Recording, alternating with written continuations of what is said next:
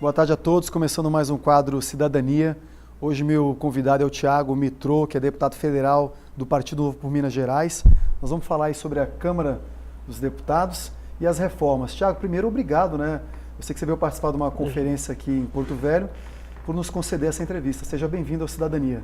Imagina, Fabrício, eu que agradeço aqui o convite. Uma boa tarde a todos os telespectadores e à disposição aqui sempre. Thiago, nesses primeiros 3 meses aí de mandato, você já está bem colocado lá no ranking dos políticos, está como o primeiro colocado lá entre 513 deputados. O que você tem feito lá no Congresso, na Câmara Federal, para renovar a política do Brasil? Olha, Fabrício, na verdade, como a gente acabou de começar, ainda estamos no início desse trabalho de aplicar dentro da Câmara dos Deputados aqueles conceitos todos que a gente trouxe desde a época de campanha para renovar a política no Brasil. E esse ranking, o ranking dos políticos, avalia basicamente 2 grandes conjuntos aí de ideias. Um relacionado à quebra de privilégios e a forma como o político atua, e outro em relação às ideias. Então eu abri mão de todos os auxílios e benefícios que eu poderia ter, sou alguém que não tem nenhum processo contra mim, e na atuação legislativa eu tenho sido a favor de políticas que vão melhorar a economia do Brasil, que vão fazer o país fazer o seu ajuste fiscal. Então o ranking acaba avaliando esses 2 pontos e acabei saindo bem colocado, né? Não é o objetivo nosso, o principal estar em primeiro lugar do ranking, né? O objetivo é traduzir na nossa atuação legislativa as ideias que a gente defendeu em campanha acima de tudo, mas fico feliz com o reconhecimento de toda forma. Você fez processo seletivo para contratar o pessoal do gabinete, seus assessores? Como é que funcionou isso, Thiago? Exato, eu venho da iniciativa privada, essa é a minha primeira incursão na política, eu nunca tinha me candidatado a nada, nunca tinha nem sequer participado de nenhuma campanha política eleitoral, e trabalhava numa fundação de educação chamada Fundação Estudar. E quando eu resolvi me candidatar, eu trouxe junto comigo uma série de práticas de gestão que eu sempre adotei ao longo da minha carreira. E uma delas, que parece óbvia, é fazer processo seletivo para preencher as vagas que você tem. Então, todo deputado federal ele tem direito a contratar até 25 assessores parlamentares, é muita coisa, não precisa desse número. Então, o que eu fiz foi primeiro dimensionar o tamanho da equipe. Então, a gente viu que precisava de 6 assessores para começar os trabalhos, e eu fiz o processo seletivo para preencher todas essas vagas. A gente teve mais de 4.800 inscritos, quase 5.000 pessoas que preencheram ali os requisitos, a ficha para fazer a seleção. Avaliamos mais de 1.500 vídeos e testes. A equipe de seleção, que eu não participei da primeira etapa, fez quase 80 entrevistas. Eu entrevistei coisa de 17, 18 candidatos para selecionar os 6 que estão lá conosco hoje em Brasília. Parabéns, é inédito mesmo no Brasil fazer esse tipo de processo seletivo. Infelizmente, essa é a prática. É verdade. Thiago, você é a favor ou contra a reforma da Previdência e por quais motivos?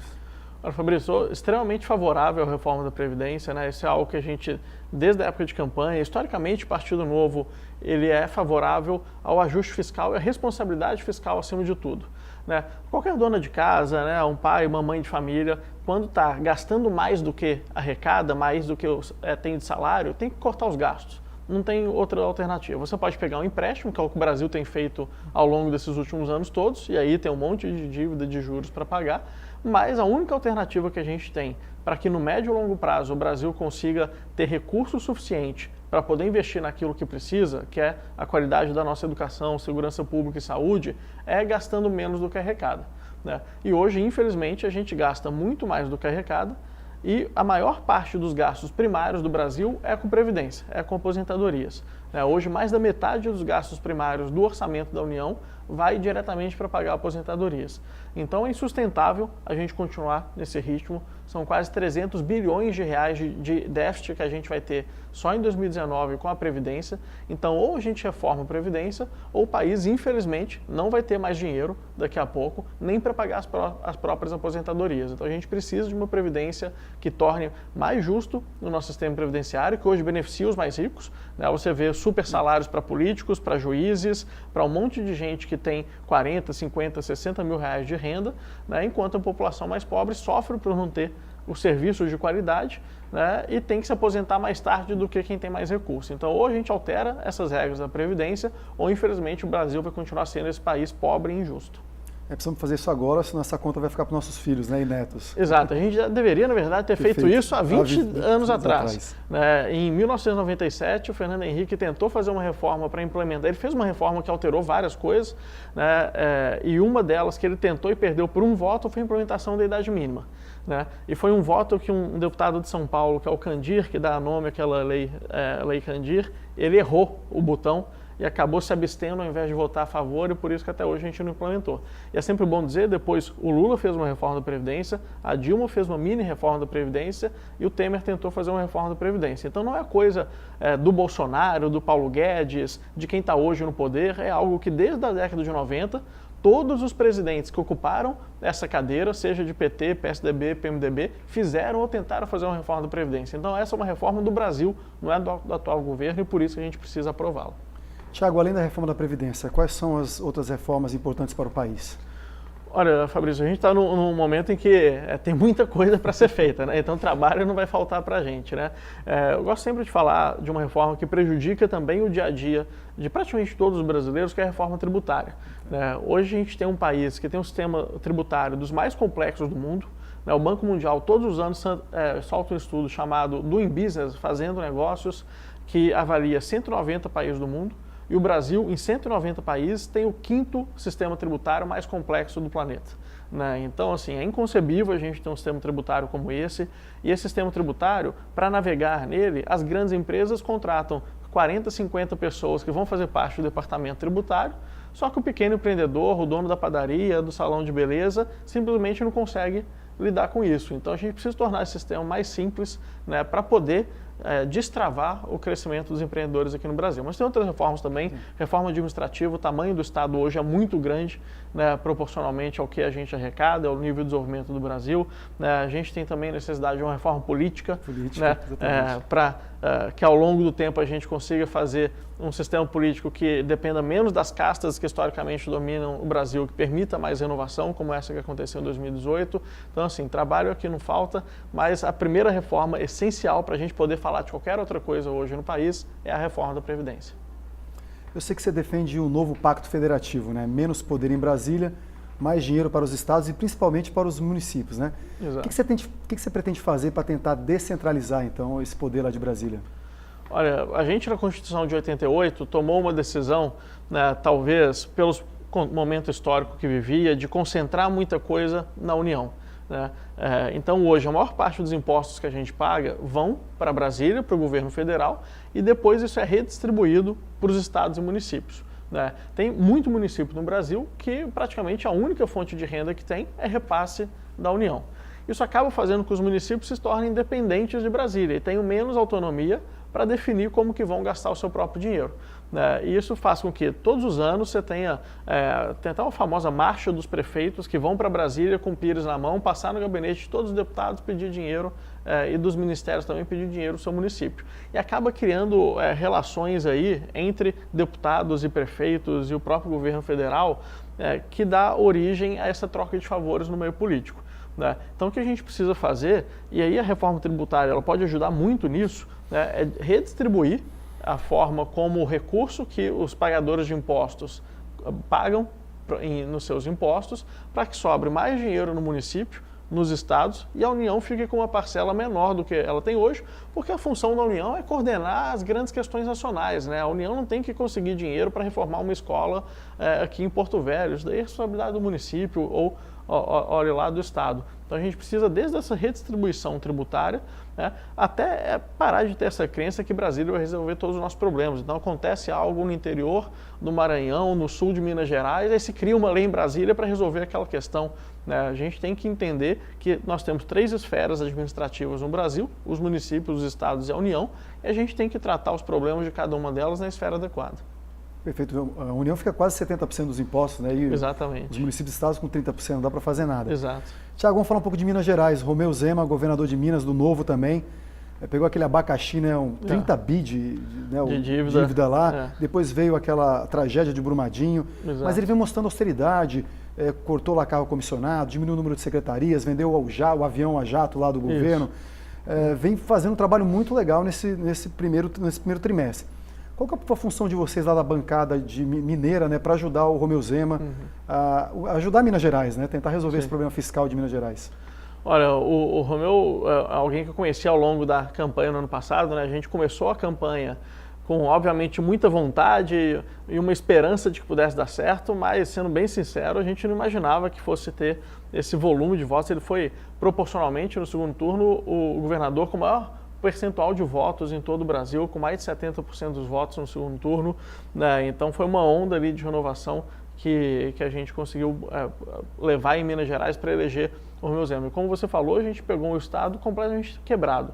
É o pior estado do Brasil hoje em termos de situação fiscal, né? O governo anterior, não é só o governo anterior, mas os anteriores como um todo foram muito irresponsáveis fiscalmente. PSDB e PT, né? PSDB e PT.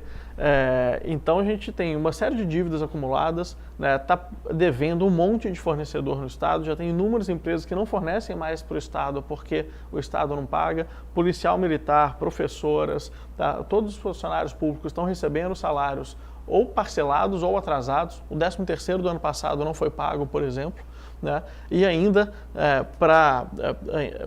em virtude até do que aconteceu em Brumadinho, piorou a situação porque foi uma tragédia danada aquilo que aconteceu no município lá de Brumadinho. Então a gente pegou uma situação realmente muito adversa, né? Mas o que o Romeu Zema tem feito é ajustar primeiramente as contas do Estado, né? Então, e outra coisa que não estava sendo feita, os repasses constitucionais do Estado para os municípios. Era um confisco, de fato, que o governo estadual estava fazendo de não repassar recurso do IPVA, né, e de outros tributos para os municípios de Minas Gerais. Então, a primeira coisa que foi feita é regularizar os repasses para os municípios e estabelecer um plano de pagamento da dívida para os servidores de Minas Gerais. Então, apertar os cintos completamente, e isso incorreu com que o Estado tivesse que cortar uma série de custos ali.